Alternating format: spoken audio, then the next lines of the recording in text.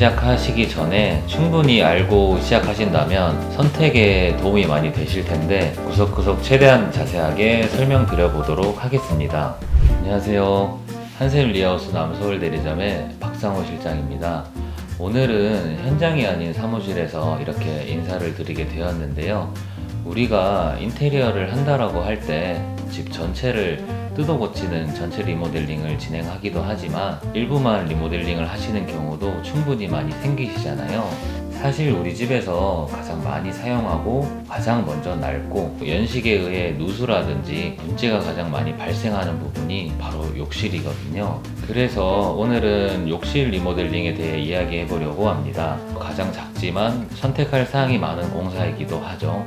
리모델링을 시작하시기 전에 충분히 알고 시작하신다면 선택에 도움이 많이 되실 텐데 제가 두 편에 나눠서 구석구석 최대한 자세하게 설명드려 보도록 하겠습니다. 오늘은 벽장재와 바닥재, 그리고 변기와 세면대까지 설명드릴 거고요. 다음 영상에서는 나머지 요소들과 철거, 덧방 등 기본적인 사항까지 말씀드릴 테니 이번 영상 꼭 끝까지 시청해 주시고 다음 영상까지 이어서 시청 부탁드리겠습니다. 그럼 시작해 볼까요? 첫 번째, 타일 대 한샘바스. 벽장재와 바닥재를 뭘로 선택하느냐에 따라 욕실 분위기를 가장 크게 좌우하는 부분이죠. 크게 타일 타입과 판넬 타입 두 가지로 나눌 수 있는데요. 타일은 워낙 오래전부터 사용되어 온 자재이다 보니 디자인과 소재가 정말 다양해서 선택의 폭이 넓다는 게 가장 큰 장점인 것 같아요.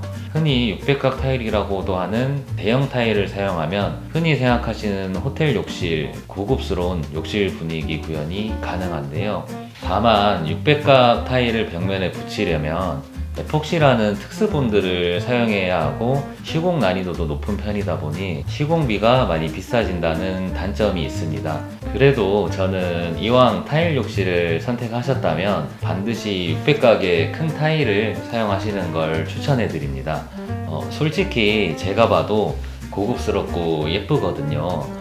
벽이든 바닥이든 타일로 시공을 하게 되면 어쩔 수 없이 이 줄눈이라고 하는 이음매가 발생할 수밖에 없는데 이 줄눈 부분에 사용되는 시멘트는 물기를 흡수하는 성질이 있다 보니 욕실이 습해지는 원인이 되기도 하고요. 이 부분에 물때가 끼고 방치하게 되면 곰팡이가 생기게 되는 겁니다. 우리가 욕실을 락스로 청소하는 것도 바로 이 이유 때문이거든요.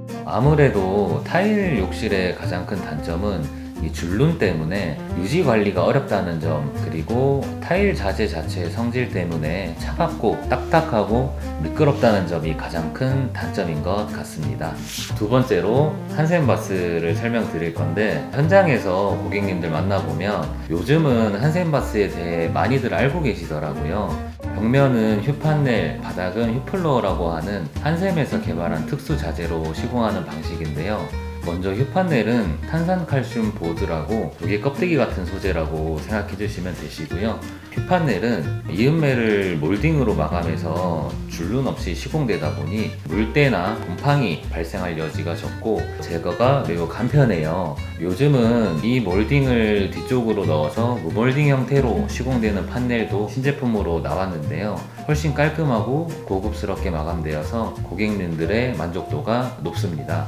다음으로 한샘바스를 선택하시는 가장 큰 요인인 휴플러라고 해서 크게 한 장으로 시공하는 방식이에요. 이음매가 아예 없으니 물때 관리가 아무래도 편해지시고 이 휴플러는 바닥의 표면 처리로 인해 미끄럽지 않다는 큰 장점이 있어요. 집안 안전사고의 70%가 욕실에서 일어난다고 하잖아요. 그래서 특히 어린아이나 어르신 계시는 집이면 안전사고 예방 면에서 휴플러가 많은 도움이 될 것 같습니다.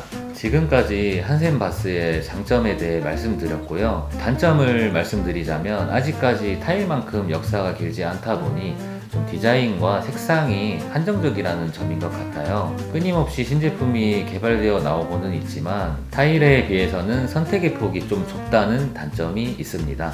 그리고 이제 도기를 한번 알아볼 건데요. 욕실에 들어가는 도기는 크게 두 가지로 있어요. 변기와 세면대, 먼저 변기는 크게 세 가지 형태로 나뉘어요. 첫 번째로 우리가 보통 집에서 사용하고 있는 형태인 투피스 변기인데요. 앉는 부분과 물통 부분이 분리되어 있는 형태라고 보시면 되시고요. 투피스의 가장 큰 장점은 생산 공정이 원피스 변기에 비해 간편하다 보니 가격이 저렴하다는 점도 장점입니다. 단점은 이음새 부분이 있어서 이 부분에 별도의 청소가 필요하다는 점일 것 같습니다. 두 번째는 최근 많이 찾으시는 원피스 형태이고요.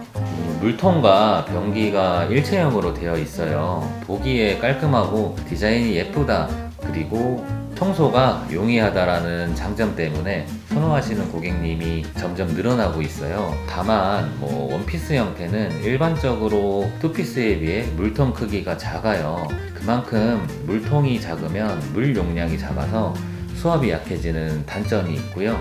투피스에 비해서 비싼 가격이 단점이라 할 수도 있고요. 마지막으로 비대 일체형 변기인데요.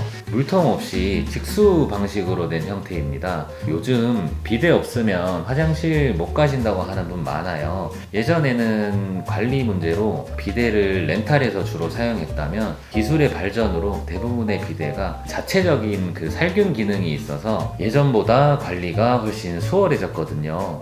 기존에 비데를 별도로 사용하고 계시는 분이라면 저는 이 제품을 강추합니다. 다만 일반 변기에 비해 초기 구입 비용이 훨씬 비싸다는 부분도 단점이 될 수 있습니다. 다음으로 세면대를 한번 볼 건데요. 세면대는 크게 네 가지로 나뉘는데요. 첫 번째로 예전에 많이 사용했던 긴다리형이라고 배수구까지 도기가 닿아 있는 형태인데요. 요즘은 거의 사용하지 않는 추세이지만 기존에 긴다리 세면대가 설치되어 있던 현장의 경우 일부는 벽 뒤에 설비로 인해 벽으로 배수관을 연결할 수 없는 경우가 종종 있어요. 배수 유가에 도기가 닿아 있다 보니 이 부분이 청소가 어려워서 비위생적이죠. 두 번째로는 가장 많이 사용하시는 반다리형이 되시고요. 벽에 앙카를 박아서 고정하는 형태인데 세면대가 독립적으로 띄어져 있기 때문에 바닥 청소가 용이하다라는 장점이 있고요. 보시기에 디자인도 예쁘시고요. 반원형, 사각형 등 디자인도 다양하게 나와서 욕실 스타일에 따라 다양하게 선택이 가능하다는 장점도 있습니다. 세 번째로 탑볼형 세면대라고 하부장이나 타일로 거치대를 만들고 그 위에 세면대를 올려놓는 방식으로 시공하는 형태인데요. 호텔 욕실같이 고급스러운 분위기를 만들 수 있다는 장점도 있지만 아무래도 거치대 제작 비용이 비싸다는 단점도 있겠죠. 하부장으로 된 기성품을 선택하시면 제작하는 비용보다는 저렴할 수 있지만 아직까지 습식 욕실이 익숙한 우리나라에서는 하부장 사용을 불편해하시는 경우도 많이 있는 것 같습니다.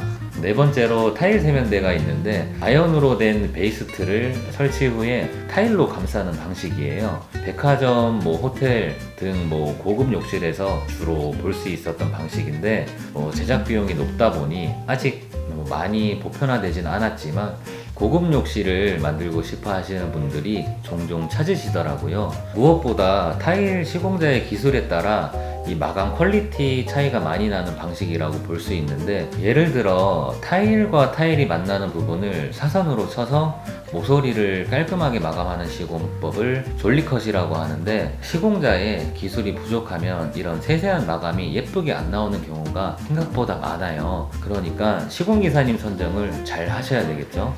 초반에 말씀드린 대로 다음 영상에서는 나머지 요소들과 철거 및 덧방, UBR 욕실에 대한 내용 등 꼭 아셔야 하는 주제들에 대해 말씀드리겠습니다. 궁금하신 사항 댓글이나 견적 문의 링크 클릭하셔서 남겨주시면 빠르게 답변 드리겠습니다. 구독과 좋아요, 알림 설정, 댓글까지 부탁드리겠습니다. 감사합니다.